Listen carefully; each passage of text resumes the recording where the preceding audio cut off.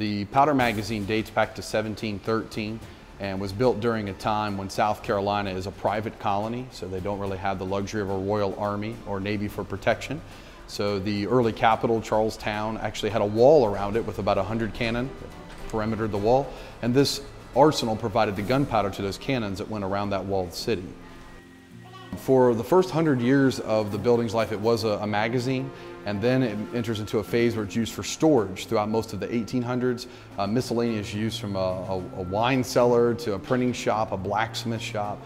But finally in 1902, a group of ladies will save it from being destroyed, and that same nonprofit organization still runs it today as a museum.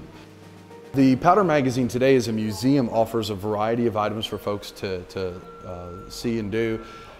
The focus of the museum exhibition is colonial military history of the entire state. So it carries us from Queen Anne's War in the early 1700s all the way through the Revolutionary War in the later 1700s.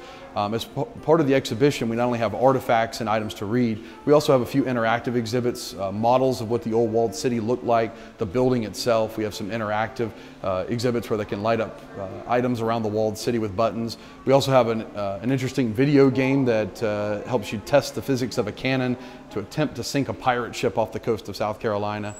The most interesting artifact that we have at the Powder Magazine really is the building itself. As it's over 300 years old now, the Powder Magazine is South Carolina's oldest public building, and not only did it witness an incredible amount of history, but the architecture of the room is really quite a marvel. One of the most interesting things about the Powder Magazine is that it's designed to press the energy of an explosion more vertically.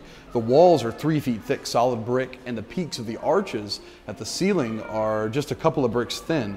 So the idea is the energy of an explosion might press upward through an attic full of sand. And there's still several tons of sand in the attic today. It's been there now for over 300 years.